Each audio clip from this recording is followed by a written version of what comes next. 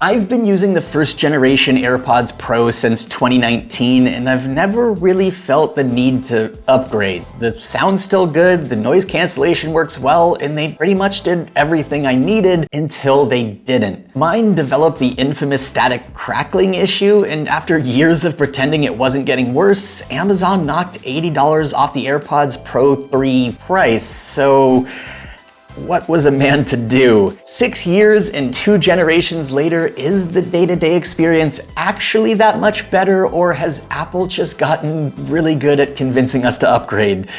Let's find out. The obvious place to start: sound quality. Spoiler alert, listening to the AirPods back-to-back, there is definitely a noticeable difference, with a few caveats. I didn't go into this blind. I've already watched a few reviews, and I actually agree with a lot of them that the bass in the Pro 3s can be a bit much, especially if you're coming from the first generation Pros. Sometimes it almost feels like the bass is pushing against my eardrums in an uncomfortable way. Thankfully, iOS 27 adds a built-in AirPods EQ that lets you dial back the bass or tweak the mids and highs to your liking, which pretty much solved that problem for me. That extra bass actually made me appreciate a feature I've never used in my Pro ones though: spatial audio. I don't mean the head tracking version, which I don't really still understand the point of, but fixed spatial audio. It doesn't really change the tuning, instead it spreads everything out. Vocals, guitars, drums, they all get their own space instead of being stacked on top of each other. Sounds more like you're listening through a nice set of speakers, or even almost at a live concert. Fixed spatial audio exists on the Pro ones, but it sounds so much better on the Pro 3s that it's become my default mode. Overall, I'd say the Pro 3s definitely sound better than the Pro ones and are a noticeable step up, but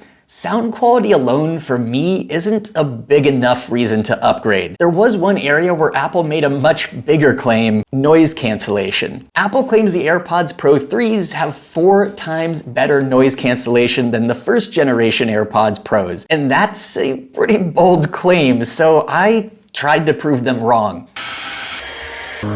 Guys, it's actually 4 times better. When you try noise cancellation back to back, it's easily the biggest difference between the two. Unfortunately, I didn't get to test them on a plane, but based on everything else, I'm pretty sure a flight attendant would have to tap me on the shoulder to ask what I wanted to drink. But if you don't want to miss that free drink, then there's transparency mode. I'll be honest, I've never really been a transparency mode guy. If I'm putting in AirPods, I'm usually trying to ignore the world, but that said, the Pro 3s definitely sound more natural. The Pro ones always felt like I was hearing the world through microphones. The Pro 3s sound closer to just hearing normally. It's not nearly as dramatic of an upgrade as noise cancellation, but it's definitely better. So the sound quality's better, the noise cancellation is dramatically better, but after 6 years, what's actually brand new? Apple added a lot of new features over the last 2 generations, but honestly, only a few have changed how I actually use these day to day. The first is Apple's new smart listening features. Adaptive audio automatically adjusts how much noise cancellation you're getting based on surroundings. So if I'm walking down a loud street or I'm inside a loud coffee shop, I can actually hear the AirPods increasing the noise cancellation while still letting in enough outside sound that I don't feel completely disconnected. Of course, there are limits. If a motorcycle flies by for half a second, you're still gonna hear it loud and clear. Conversation awareness builds on that idea. The moment you start talking, your music lowers and the voices around you get boosted. The only catch is that it only triggers when you start talking, not when someone starts talking to you. Honestly, the biggest thing I learned is just how often I apparently talk to random dogs on the street. But anyway, it also treats podcasts and music differently. Podcasts pause until you're done, while music just gets quieter. I'm not exactly sure why that is. The second upgrade I actually use is the new stem controls. Apple added call controls and a few other tricks, but I've ended up using the volume controls far more than anything else, even if the thumb underneath and swipe gesture still feels a little awkward. But my favorite upgrade isn't any of these, it's precision finding. The first generation AirPods basically gave me a rough location that, at least for me, wasn't always right. Now the case supports precision finding, each AirPod can be tracked individually, and the built-in speaker is finally loud enough to actually help you find them. I put AirPods in the Apple TV remote category of products. The slippery little case likes to fall between the sofa and never seems to be where I left it. Having precision finding that actually works well has already saved me a lot more than once. Everything else kind of falls into the nice bonus category. If you don't wear an Apple Watch, the heart rate monitoring is pretty cool. Head gestures are supported to let you answer calls or dismiss notifications, although I could never get them to work consistently. Voice isolation makes calls noticeably clearer in noisy places, and of course, USB-C. Now, none of that really matters if they aren't comfortable to wear. I am one of those people that regular AirPods just don't work for. They refuse to stay in my ears, which is half the reason I bought AirPods Pros in the first place. Ironically, when I first put in the Pro 3s, I actually thought they were much less comfortable, to the point where after about 10 minutes, my ears actually started hurting. I tried swapping out the ear tips and looked at third-party options. Then I realized the Pro 3s need to sit at a slightly different angle than the original in my ears. Once I adjusted that, there was no more discomfort. One thing I did learn though is that the new foam-lined ear tips make sizing much more important than before. It's completely normal for each ear to need a different size, and because a lot of Apple's 4 times better noise cancellation comes from the new foam-lined ear tips creating a proper seal, I'd spend a few minutes trying different sizes even if Apple's fit test says you're good. So, was it worth upgrading?